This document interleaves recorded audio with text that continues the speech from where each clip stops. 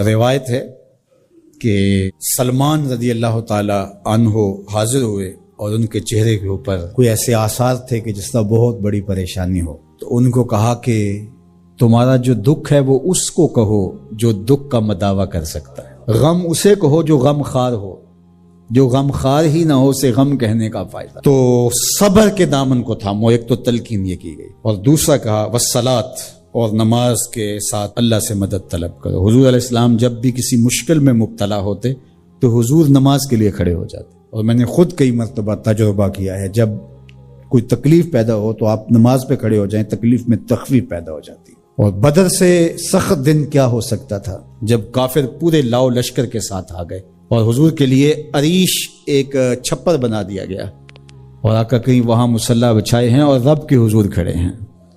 مشکل کے وقت جب کوئی سبب نہ رہے تو اس کے حضور آ جاؤ، وہ تمہاری ضرورتوں کا کفیل ہے۔ وَإِنَّهَا لَكَبِيرَةٌ إِلَّا عَلَى الْخَاشِعِينَ، اور یہ بہت بھاری ہے نماز پڑھنا اور صبر کرنا، لیکن جو اللہ کا خوف سینے میں پالنے والے لوگ ہیں، رکھنے والے لوگ ہیں، ان کے لیے مشکل نہیں ہے۔ بچے کو صبح اٹھائیں آپ نماز کے لیے تو وہ اٹھتا ہی نہیں ہے، بار بار کہہ کے اس کو اٹھانا پڑتا ہے، اور اس نے سوات کی سیر کے لیے جانا ہو اور دوستوں کو ٹائم دیا ہو، تہجد کے وقت ہی تیار ہو کے بیٹھ جاتا ہے۔ اس کا مطلب ہے کہ اس کو نماز کا شوق نہیں ہے، اس کا شوق تھا، جس کا شوق تھا اس کے لیے اٹھنا بھاری نہ ہوا۔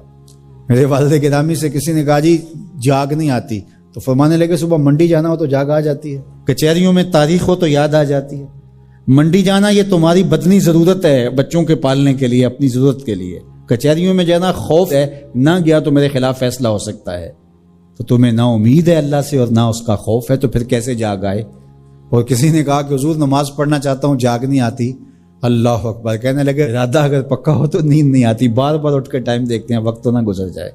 اللہ اکبر۔ تو فرمایا یہ بھاری ہے لیکن خاشعین کے لیے بھاری نہیں ہے، خشیت خدا سینے میں نہیں ہے، اللہ کا خوف سینے میں نہیں ہے، تو واقعی صبح کا اٹھنا بہت زیادہ بھاری ہے، بہت زیادہ مشکل ہے، لیکن جو خشیت والے ہیں ان کے لیے مشکل نہیں ہے۔ یہ مان لیا کہ صبح کا اٹھنا، سحری کا اٹھنا نفس پہ شاک ہے، لیکن اگر کسی کی زندگی کی لذت اس میں رکھ دی گئی ہو، اللہ اکبر، تو پھر اس کے لیے مشکل تو نہیں ہوگا۔ راہ خدا میں تکلیف اٹھانا مشکل صحیح، لیکن زندگی کا سرور اس میں رکھ دیا گیا ہو۔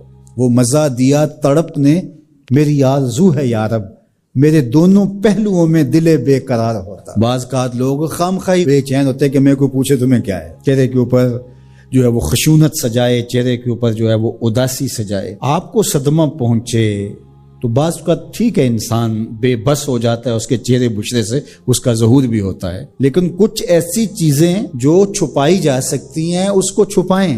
ہنس کے پی جا تلخی ایام کو ناصر، غم کے سہنے میں بھی قدرت نے مزہ رکھا ہے، غم برداشت کریں، اندر اتار لیں اس کو، اس کا اجر رکھا گیا ہے، اس کا صلہ بتایا گیا ہے۔ تو ہر چھوٹی چھوٹی بات کو لوگوں سے شیئر کرنا یہ نہیں، ٹھیک ہے کبھی آپ کوئی ایسی بات ہو آپ کر بھی سکتے ہیں، لیکن ہر وقت جو ہے وہ اکتائے ہوئے رہنا اور میں پریشان ہوں، میں پریشان ہوں، میں دکھی ہوں، میں دکھی ہوں، تو کیا وہ دکھ ختم ہو جائے گا؟ لوگ مہندی سجائیں گے تیرے لہو سے، لوگ مہندی سجائیں گے تیرے لہو سے، زخم دل کے نہ دکھاؤ کسی کو۔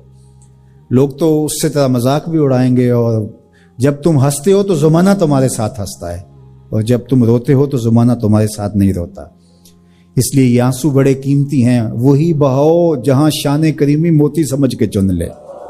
یوں ضائع نہ کرو، یوں ان کو برباد نہ کرو، لوگوں کے سامنے رسوا نہ کرو اپنے آپ کو۔